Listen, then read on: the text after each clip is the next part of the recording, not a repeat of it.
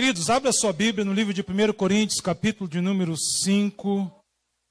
Nós estaremos aqui falando sobre um pouquinho sobre a Páscoa. Aleluia. 1 Coríntios, capítulo 5, versículo de número 7 até o versículo de número 8. Talvez você anote aí na sua Bíblia, se você tiver uma caneta, deixe marcado aí para que você possa, durante a semana, fazer a leitura desse capítulo 5, principalmente desses dois versículos. Mas esse capítulo 5 aqui, ele é realmente um confronto, ele nos confronta quando nós lemos aqui esse capítulo, faz com que a gente pare um pouquinho, comece a meditar, fazer uma introspectiva e começamos a avaliar, né, a nossa vida. E Paulo, ele dá algumas orientações aqui nesses dois versículos, dizendo o seguinte: livrem-se, jogue fora, arranque, tire o fermento velho, para que vocês sejam uma massa nova e sem fermento, como realmente são. Pois Cristo, nosso Cordeiro Pascal, foi sacrificado. Por isso, celebremos a festa, não com o fermento velho, nem com o fermento da maldade, da perversidade, mas com os pães asmos, ou pães sem fermento, que são os pães da sinceridade e da verdade. Eu não sei se você já percebeu, mas as duas festas anuais, que nós tratamos como as festas religiosas, que hoje nós vemos tanto no nível religioso, compreendem a Páscoa e também o Natal. Se você conversar com uma criança, conversar com qualquer pessoa, quando você fala sobre a Páscoa, ela vai entender que representa, não é, o que aconteceu, e ali vai ter um histórico daquilo que envolveu a sexta-feira até chegar no domingo. E quando também você fala alguma coisa sobre o Natal, você vai observar e vai entender também que todos falam que é o nascimento de Cristo Jesus. Na realidade não é. Jesus não nasceu no mês de dezembro, mas como foi envolto dessa questão particular do turismo religioso, e assim há uma constituição comercial sobre essas duas datas. Mas eu quero dizer aqui nessa noite, eu quero com que eu procure ser bem didático para te explicar o verdadeiro sentido da Páscoa sobre as nossas vidas. Porque a verdadeira Páscoa bíblica, ela não é a Páscoa do cordeiro, do coelho, mas sim a Páscoa do Cordeiro. A verdadeira Páscoa, ela não é do chocolate, mas ela é do sangue, que é o sangue que Jesus derramou na cruz do Calvário para nos resgatar. E muitas vezes nós estamos tão desatentos, desapercebidos, que nós esquecemos do verdadeiro sentimento daquilo que reflete verdadeiramente a Páscoa sobre a nossa vida. Tanto é que a palavra Páscoa significa Pessá. No hebraico, representa como se fosse o passar, pular algo, ir avançar, passar por cima. E até hoje os judeus, eles comemoram o dia da Páscoa, como era antigamente também. E Paulo aqui, ele toma essa afirmação, ele traz para nós essa aplicação, que nós não podemos, comemorar essa Páscoa ainda com o fermento velho, ainda com as coisas requícias do passado. Paulo, ele determina para nós que nós devemos aplicar verdadeiramente a teologia cristã, fazendo prover, tomar a Santa Ceia do Senhor, que nós vamos fazer aqui, daqui a alguns minutos, mas que assim nós façamos, não como o homem velho, com o fermento velho. Porque o que Paulo estava dizendo aqui, que a velha vida, o passado, aquilo que muitas vezes aconteceu sobre a sua vida, ele fica para trás. Que nós não devemos nos amoldar segundo essa circunstância do passado. Porque todo aquele que quer viver no fermento velho, quer viver no seu passado, ele não vai compreender as novidades de Deus sobre a sua vida. E Paulo dá essa orientação. Paulo, ele recomenda que nós devemos nos livrar da massa velha, que nós devemos nos despir do homem velho, que nós devemos largar fora tudo aquilo que nos remete à velha vida, a vida de pecado, a vida que muitas vezes nós vivemos há dias atrás. E Paulo fala para nós que nós temos que nos despir, que nós temos que arrancar de nós mesmos, rasgar o nosso coração e nos vestir do homem novo sobre a nossa vida, para que nós possamos cear aqui nessa noite. Para que nós possamos cear aqui nessa noite. O interessante é que a Páscoa judaica ela é comemorada uma vez ao ano, ou seja, o calendário dela é anual, mas para nós cristãos a nossa Páscoa ela é contínua. Por quê? Porque cada dia mais nós temos que nos vestir, nos despir do velho homem e nos vestir do novo homem. E isso é contínuo, isso é diário, isso não pode ser somente em dias de culto, pelo contrário, isso é na nossa maneira de andar, na nossa maneira de falar, na nossa maneira de se vestir. A cada dia mais eu vou revelando que eu sou o quinto evangelho para o mundo, que eu sou a luz desse mundo, que eu sou o sal dessa terra, que eu não quero mais viver uma vida de pecado, nada de resquício mundano na minha vida, mas eu quero sim fazer com que a minha vida esteja debaixo da graça do Senhor, debaixo do sangue do Cordeiro, para que eu possa aplicar verdadeiramente e ser uma massa nova diante da presença do nosso Deus. Interessante que quando os judeus comemoravam essa formalidade toda, essa festa, eles faziam uma varredura uma semana antes. Eles tiravam literalmente o fermento das suas casas.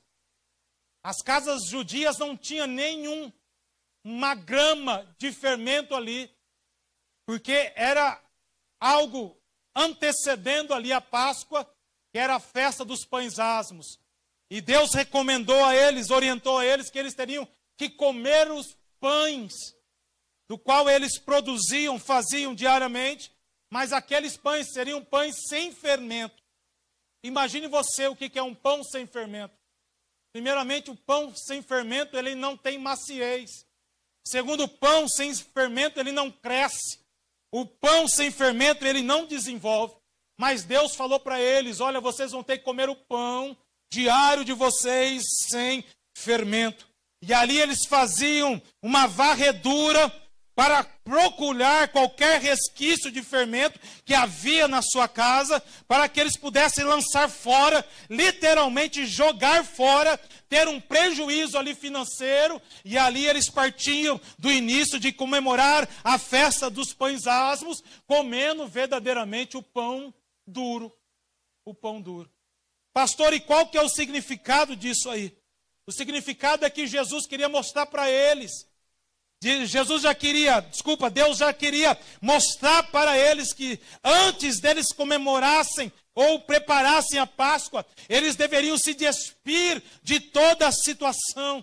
Por quê? Porque essa condição de fermento remete à nossa condição humana também, que a gente deve revestir, se despir de toda e qualquer situação que nos remete à nossa vida regressa, que faz com que a gente comece a olhar para trás, com que a gente comece muitas vezes paquerar o pecado, viver novamente numa vida de pecado, sendo que Jesus já nos perdoou e nos deu uma nova vida, aleluia. A vida mundana não pertence a você mais. A vida mundana não pertence a nós mais. A vida mundana não pertence mais. É isso que Paulo estava querendo dizer, que nós temos que abandonar a vida mundana e devemos seguir aquilo que Cristo tem designado para a nossa vida. O que eu quero te dizer nessa noite que o teu passado não visita o teu presente. O teu passado não visita o teu presente. Se Jesus te libertou, você já está livre. Se Jesus já te perdoou, você está perdoado. O teu pecado não visita o teu presente, aleluia. Então aquela situação de se abdicar do fermento, de lançar fora o fermento, era verdadeiramente de tirar o pecado do meio deles. É de celebrar verdadeiramente uma Páscoa bíblica. Por quê? Porque nós vamos ver aqui, através da leitura de Êxodo, capítulo 12, que eles haveriam de sair ali do Egito após 430 anos, sendo escravos, cativos, mas havia uma promessa de Deus, e essa saída, eles estariam saindo de uma maneira diferente. Eles não se lembrariam mais da sua vida pregressa ali, naqueles anos no Egito, mas viveriam algo novo sobre a sua vida. Uma nova criatura, uma nova pessoa em Cristo Jesus, uma nova mulher em Cristo Jesus, um novo homem em Cristo Jesus, uma nova criatura direcionada pelo Espírito Santo. É isso que Deus quer sobre a nossa vida. Deus não quer simplesmente aqui, pessoas que venham aqui ser simplesmente adoradores, se não ter uma vida conforme Deus requer sobre nós. Deus não quer realmente que nós visitemos aqui a igreja aos domingos, mas se verdadeiramente nós não tenhamos uma transformação que seja de dentro para fora, não de fora para dentro, porque a verdadeira transformação, ela age de dentro para fora, de dentro para fora. E o próprio Jesus disse: se Ele vos libertar, verdadeiramente vós sereis livres. A liberdade não está na liberdade de você ir ouvir. A verdadeira liberdade não está na condição de você visitar. Mas a verdadeira liberdade está na condição de você servir a Deus e ter a condição de não remeter mais ao seu passado e viver uma nova vida em Cristo Jesus, em Cristo Jesus. Aleluia. E a nossa Páscoa, ela não é comercial. Nós celebramos o Cordeiro Pascal. E é isso que nós vamos fazer aqui na noite desse dia. Mas primeiro eu quero com que você acompanhe comigo aqui Êxodo capítulo 12. Como é que foi instituído a Páscoa, para que você compreenda, entenda. E se alguém te perguntar algum dia, você tenha conhecimento para explicar também. Porque hoje nós ouvimos várias pessoas que explicam, mas não sabem do conhecimento bíblico. Mas olha o que diz o Êxodo capítulo 12, 12. E naquela mesma noite passarei pelo Egito, e matarei todos os primogênitos, tanto dos homens como dos animais, e executarei juízo sobre todos os deuses do Egito. Eu sou o Senhor. E o sangue será um sinal para indicar as casas que vocês estiverem. E quando eu vir o sangue, passarei adiante. E a praga de destruição não os atingirá quando eu ferir o Egito. E este dia será um memorial, que vocês e todos os seus dependentes ou descendentes celebrarão como festa ao Senhor. E vocês celebrarão como decreto perpétuo. Durante 7 dias comerão pão sem fermento. No primeiro dia vocês tirarão de casa o fermento, porque quem comer qualquer coisa fermentada, do primeiro ao 7º dia, será eliminado de Israel. Convoquem uma reunião santa no primeiro dia e outra no 7º dia. E não façam nenhum trabalho nesses 7 dias, exceto de preparar a comida para todos, e só o que poderão fazer. Celebrem a festa dos pães asmos sem fermento, pois foi nesse dia que eu os tirei do exército de vocês do Egito. Celebrem esse dia como decreto perpétuo por todas as suas gerações. E no primeiro mês comam pão sem fermento, desde o entardecer do 7º, 4º dia, até o entardecer do 21º. E durante 7 dias vocês não deverão ter fermento em suas casas. Quem comer qualquer coisa fermentada será eliminada da comunidade de Israel. seja estrangeiro, seja natural da terra. Não comam nada fermentado, qualquer que morarem, mas comam apenas pão sem fermento. Essa fora a última designação, orientação que Deus deu ali para os israelitas. Porque depois das 9 pragas exercidas, aplicadas sobre ali os egípcios, em nenhuma delas eles decidiram deixar o povo sair. Mas Deus já estava trabalhando tanto na nação egípcia, como também diante do seu povo. Até que chegou o momento que Deus coloca-se sobre uma condição de libertar o seu povo ali dos 430 anos de cativeiro da escravidão no Egito. E Deus orienta eles: olha, essa será a última praga. Eu vou libertar vocês, mas essa libertação será diferente. Será um modus operandi diferente. Vocês viram muitas coisas que eu fiz aqui, mas essa será do qual eu vou marcar, primeiramente, a nação egípcia nesse momento, mas deixarei marcado também essa ação sobre a vida de vocês. E Deus orientou a eles, e esse dia será comemorado. Vocês farão dele um memorial, e esse memorial será contínuo, ano a ano. Vocês estarão fazendo menção desse ato do qual eu vou realizar sobre a vida de vocês. E qual foi? Deus designou a eles que eles pegassem um cordeiro, ainda que estava mamando, que ainda que estava ali com sua pequena idade, e pudessem separar esse cordeiro durante 10 dias. O cordeiro, ele era coletado, ele era escolhido. Esse cordeiro não deveria ter nenhum defeito, ele não deveria ter nenhuma condição, de anomalia. A pele dele deveria ser uma pele, uniforme, e ele não poderia ter mais nada que pudesse dar ou trazer um significado que ele pudesse ser diferente diante disso daí. E Deus determinou que no 10º dia do mês de Abibe, uma pessoa da família viesse a pegar esse cordeiro, recrutar esse cordeiro e deixar esse cordeiro durante 4 dias. Essa era a orientação do Senhor. No 14º dia, esse cordeiro seria imolado. O sangue do cordeiro haveria de ser colocado em recipiente, e a sua carne deveria ser cozida, A carne deveria ser cozida e também assada, e todos aqueles que iriam comer da carne deveriam de comer tudo aquilo que estava sobre aquele animal. O texto nos diz que essa orientação de Deus, ela era colocada para uma família. Mas se a família tivesse um número pequeno de pessoas, poderiam chamar outras famílias também, e ambas as famílias vão usufruir desse momento também. Outra orientação que Deus tinha dado ali à nação de Israel, que eles teriam que comer as vísceras, que eles teriam que comer os miúdos, que eles teriam que comer tudo aquilo que havia daquele animal. Nada poderia sobrar, nada poderia deixar para o próximo dia. Aquele cordeiro deveria ser ali comido, se alimentar dele naquela noite, naquele lugar.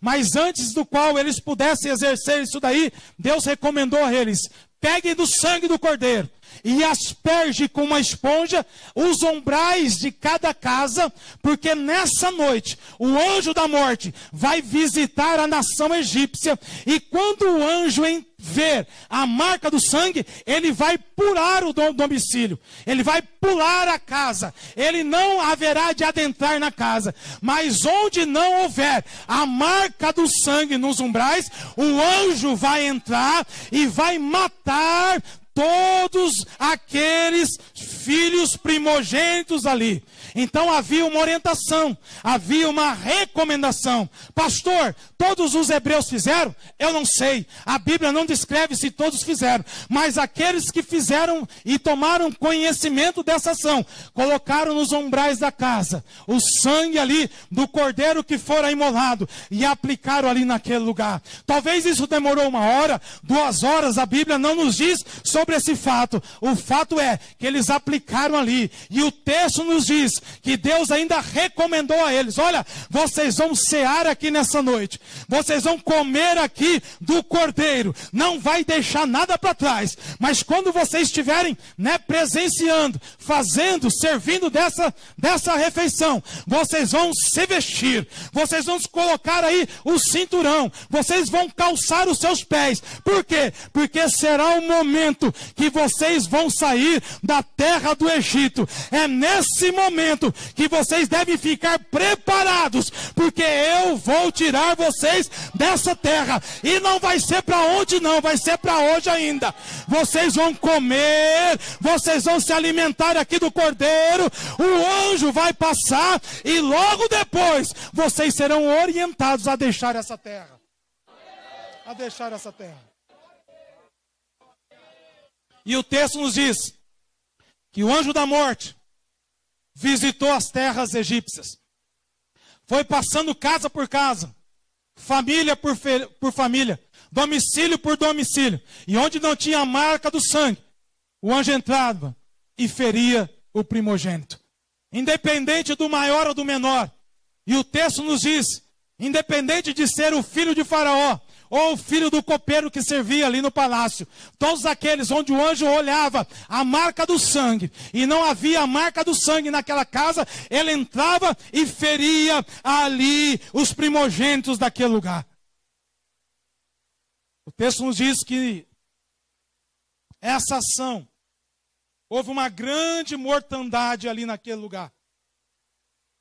Literalmente, morreram todos os primogênitos, principalmente da nação egípcia, ao passo que quando isto ocorre, o capítulo 12 e o versículo 31 diz que naquela mesma noite, mandou chamar Moisés, Faraó manda chamar a Moisés e Arão, e lhes diz, saiam agora, saiam imediatamente, eu não quero mais vocês no meio dos povos, eu quero que vocês vão embora, que vocês prestem o culto e adorem o seu Deus, como vocês pediram anteriormente, mas ainda, vocês agora além de sair, eu estou autorizando vocês sair, eu estou mandando vocês sair, vocês vão sair com seus rebanhos, vocês vão sair com suas roupas, vocês podem até pedir algo aqui das famílias egípcias também, mas é o momento de vocês saírem. Eu não quero mais vocês dentro dessa terra, para que nós não morremos mais aqui nesse lugar. Aleluia. É por isso que a Páscoa significa passar por cima, saída. É nós saímos de algum lugar, e a partir desse momento da saída do povo hebreu ali do Egito. Eu fiz esse prefácio porque eu quero agora linkar algumas condições que Deus requereu ali para o povo e trazer para os dias atuais. Primeira delas, falava sobre o cordeiro. O cordeiro era separado no 10º dia do mês de Abib. Ele ficava por 4 dias recluso, separado, para ser morto. E no 5º dia, ele era sacrificado. Esses detalhes nos remetem no Novo Testamento que acontecera a mesma coisa com Jesus. Se você ler lá em Marcos, capítulo de número 11, do versículo de 11 a 19, você vai ver que Jesus antecede essa condição. Ele entra em Jerusalém uma semana antes, ele sai de Jerusalém, mas há 4 dias antes de se comemorarem a Páscoa, Jesus entra em Jerusalém. E quando Jesus entra em Jerusalém, ele está ali entrando, ele passa ali pelo povo, e no final do dia, ele vai para a Betânia. Completa-se um dia. No outro dia, ele passa todo o dia em Betânia. E no final do dia ele volta a Jerusalém, 2º dia. E quando ele retorna a Jerusalém, 2 dias já se cumpriram ali. E sobre a perspectiva do cumprimento das profecias, nos 2 próximos dias que Jesus está em Jerusalém, ele é levado ao Monte Gólgota. Ele é cravado ali naquela cruz ali, que estava ali naquele monte. E ali ele é morto ali naquele lugar, se cumprindo o mesmo exemplo que acontecera com o cordeiro lá de Êxodo capítulo 12. Primeiro exemplo. 2. O cordeiro tinha que estar intacto, sem defeito. O cordeiro não poderia ter nenhuma anomalia na sua pele, não poderia ser, pardo. Não, ele tinha que ser por inteiro. E você lembra que quando Jesus foi levado a Pilatos, Pilatos interroga Jesus, fala várias perguntas, entra num confronto de debate com Jesus, e no final Pilatos sai com a seguinte fundamento: olha, eu não achei nele culpa nenhuma. Como é que eu posso acusar esse homem? Como é que eu posso, muitas vezes, alegar alguma condição? Ele não errou, ele não cometeu nenhuma injúria, ele não defraudou nada na lei. Não posso eu julgar esse homem, porque esse homem não tem culpa alguma. Ele não tem culpa alguma. Ele estava intacto. Ele estava puro. Estava se cumprindo as profecias de Êxodo, capítulo de número 12. Terceiro, o texto nos diz que o cordeiro do capítulo 12 seria sacrificado no pôr do sol, no final do dia, para que eles pudessem recolher o sangue nas bacias e depois cozer, assar ali o cordeiro por completo. O texto nos diz que Jesus é levado ao Gólgota, ao Monte Caveira, por volta de meio-dia. Do meio-dia às 3 da tarde, ele passa por uma situação, totalmente ali contrária. Ele é zombado, ele é criticado, ele é levado a uma exaustão enorme ali naquela condição. O texto nos diz que a partir do meio-dia às 3 da tarde, houve trevas sobre aquele lugar. Houve trevas sobre aquele lugar. Ao ponto que às 3 horas da tarde, ouve-se uma voz alta clamando: Eloi, Eloi, lama sabachthani, Deus meu, por que me abandonaste? É nesse momento que Jesus entrega a Deus. É nesse momento que ele expõe a sua condição humana de homem que estava sendo ali crucificado, e ele aceita a obra redentora ali da cruz do Calvário, dizendo para o Senhor: eis-me aqui, Senhor, cumpra-se a sua vontade. Aleluia. Cumpra a sua vontade.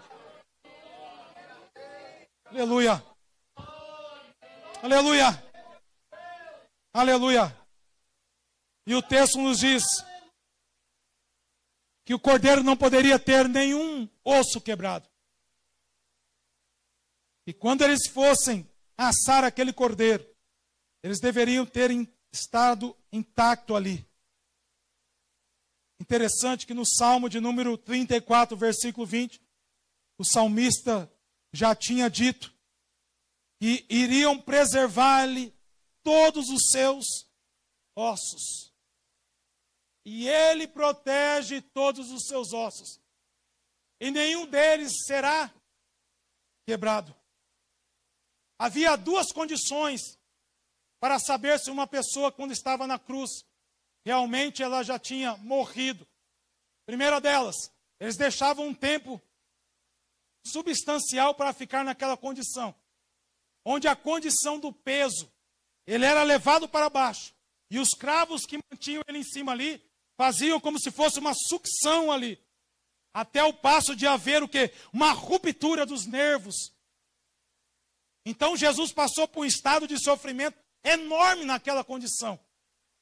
Eu não sei se já aconteceu com você, se um dia você já brincou de barra, e você estendeu na barra, e você fica naquela barra 10 segundos, 20 segundos, a partir do 30º segundo, você olha, parece que o peso meu não estou aguentando mais. Jesus fica naquela cruz por 3 horas, de pendurado ali naquele lugar. E os soldados romanos, para testar verdadeiramente se estava morto ou não, o que eles faziam? Eles quebravam a perna das pessoas que foram levadas ali naquele lugar. O texto nos diz, a história, o texto não diz explicitamente, não está intrínseco aqui na Bíblia, mas a história diz que um dos ladrões não havia morrido ainda. E os soldados romanos pegaram um alção, né, ou uma vara comprida, e no alto daquela vara havia um equipamento onde ele pudesse quebrar ali os ossos ali daquele homem, para que pudesse trazer um nível de sofrimento por completo ali na vida da pessoa. E um daqueles assaltantes que morreram ao lado de Jesus estava nessa condição. Mas quando eles foram fazer isso com Cristo, eles olharam e eles perceberam que Jesus já estava morto. Quando aquele soldado romano estende ali a sua vara de juízo ali, ele percebe essa condição. E um deles fala o seguinte: olha, nós não sabemos se ele está morto ou não. Não quebre nada dele não. Nós vamos pegar uma lança e nós vamos atestar se ele está morto ou não. E o texto nos diz que um dos soldados romanos pega a lança e aplicam sobre aqui, abaixo da costela de Jesus. E eles percebem ali que ele já estava morto também. O interessante é que tudo isso já fora preconizado ali em Êxodo capítulo de número 12. É como se Deus estivesse escrevendo o Velho Testamento, mas dando alguns sinais para a igreja dos dias atuais daquilo que haveria de acontecer. Que o Cordeiro já estava sendo anunciado pelo próprio Deus. Até mesmo Satanás não sabia quem era aquele que viria para ser esse Cordeiro. Mas Deus já tinha um plano de libertação. Mas Deus já tinha um plano, aleluia, de santificação. Deus já tinha um plano para a remissão do seu e dos meus pecados também, aleluia. Aleluia.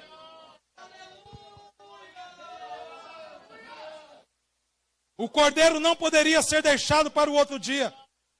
Ele deveria ser comido. Eles deveriam se alimentar naquele dia. Porque era no tempo presente. E lá em 2 Coríntios, capítulo 6, versículo 12, diz que o tempo é hoje.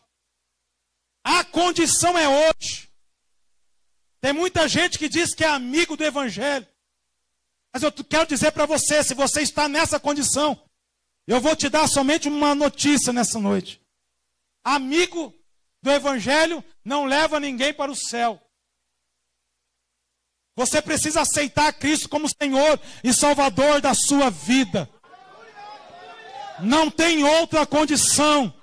A Bíblia é muito clara que Jesus é o caminho, a verdade e a vida. Ele, somente Ele, através do intermédio dEle, que nós chegaremos ao céu. Nós chegaremos ao céu. E o tempo é hoje. 2 Coríntios capítulo 6, versículo 2. Hoje é o tempo da salvação. Hoje é o tempo que você deve decidir-se sobre a tua vida. Hoje é o tempo favorável. Ouvi você e no dia da sua salvação eu te ajudei para dizer para você que agora é o tempo favorável. Agora é o dia da salvação. Nós não sabemos o dia de amanhã. Nós não sabemos o que vai acontecer no dia que está sujeito aos dias atuais. As crises estão aí anunciadas. A palavra do Senhor já foi cumprida. Não falta mais nada. Jesus está às portas. Jesus está às portas. Jesus está às portas. Aleluia. Aleluia. Eu quero trazer esse fervor ao teu coração nessa noite. Jesus está às portas. Jesus está às portas. Então a Páscoa remete o que? A saída. A Páscoa remete a velha vida para viver uma nova vida. É por isso que a nossa Páscoa não é comemorada sempre no mês de abril, ou após a sexta-feira, no qual nós atuais. O sangue é o sinal de pacto estabelecido. E o próprio Jesus disse que ele derramaria o seu sangue, que seria o sangue da nova aliança. Não é da velha aliança. Jesus derramou o sangue dele, da nova aliança. É por isso que a nossa Páscoa, ela é celebrada com base no sangue de Jesus. E o próprio escritor do Evangelho, da carta de João, diz: se andarmos na luz, como na luz Ele está, o sangue de Jesus nos purifica de todo pecado. Quando andamos na luz, o sangue está te purificando. Quando vivemos na luz, o sangue está purificando. Andamos de um lado, andamos de outro, e o sangue tem nos purificado, tem nos purificado. Aleluia. É por isso que esse pacto, o sangue, é a garantia, o sangue de Jesus é a garantia da nossa salvação. O sangue de Jesus é a garantia da nossa vitória. É o sangue de Jesus. Segunda marca, a Páscoa tinha um propósito. Qual era o propósito? Saída do povo do Egito. A nossa Páscoa também tem um propósito. Ela tem um propósito também.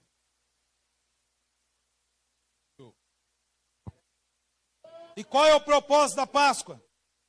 Livramento. Diz aí para o seu irmão: livramento. Livramento.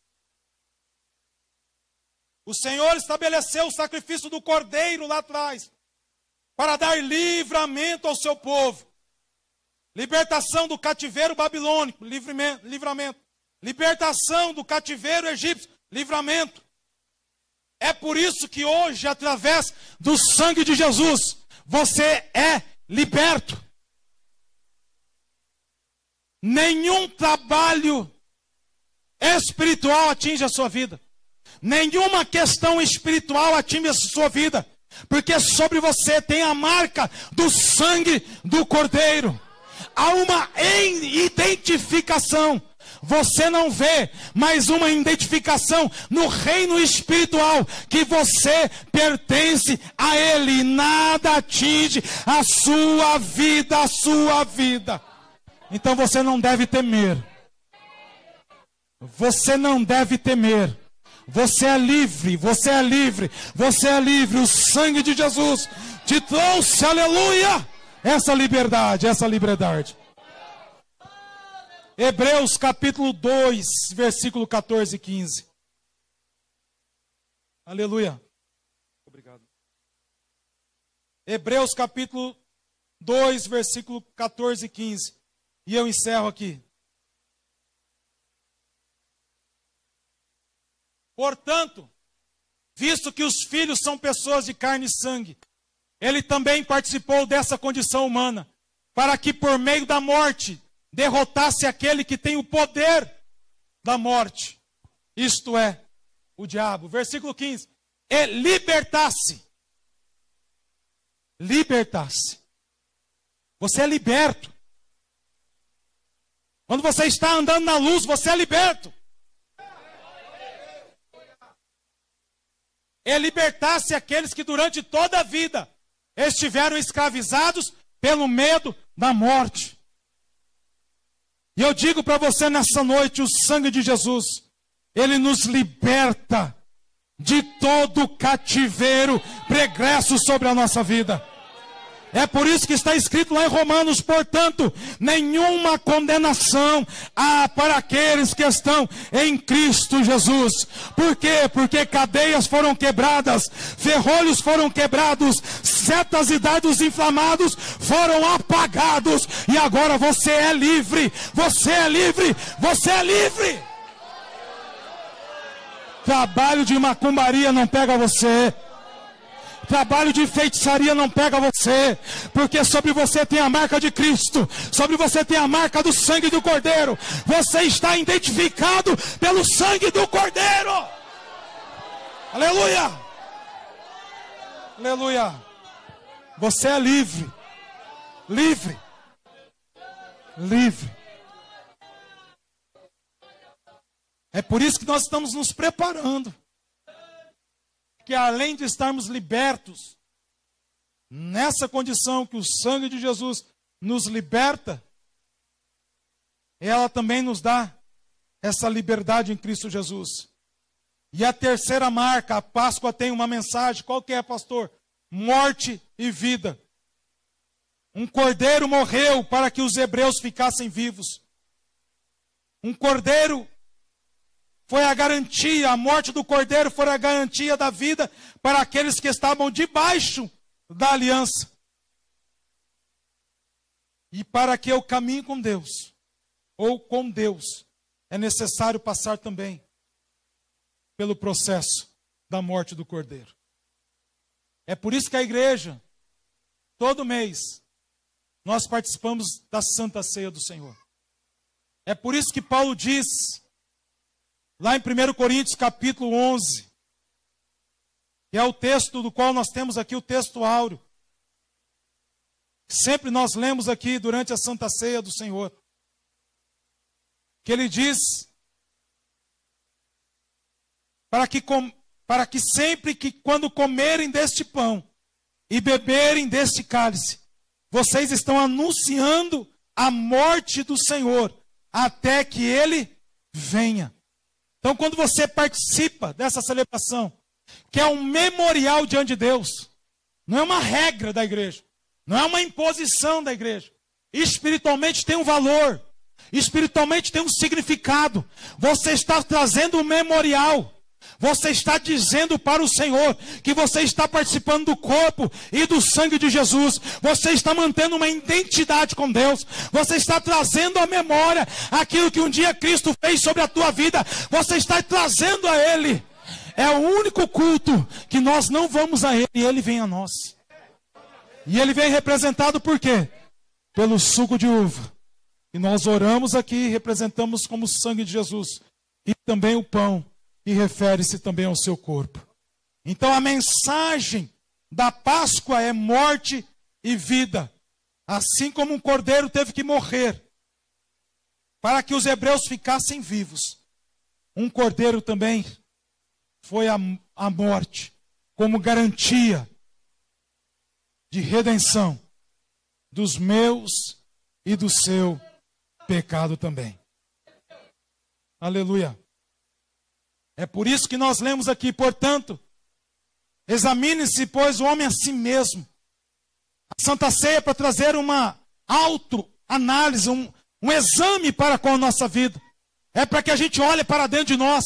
É quando nós vamos ao espelho e a gente vê, prepara o cabelo, faz isso, faz aquilo, arruma a camisa, arruma a vestimenta. A Santa Ceia é isso, é para você se lembrar, é para você arrancar o fermento que às vezes está tentando te tirar dos caminhos do Senhor. Por quê? Porque são nas pequenas coisas que corrompem a nossa vida. São as pequenas coisas. São as pequenas fundas que levam as pessoas numa situação, muitas vezes, que não consegue conter mais. Então a Santa Ceia é isso, é você trazer a sua memória. É você fazer uma autoanálise da sua vida. Pastor, eu preciso sim, eu preciso continuar dessa análise na sua vida. Amém. É isso mesmo, é tirando aquilo que não agrada a Deus. E procurando viver uma vida que glorifique e exalte o nome do Senhor. Por quê?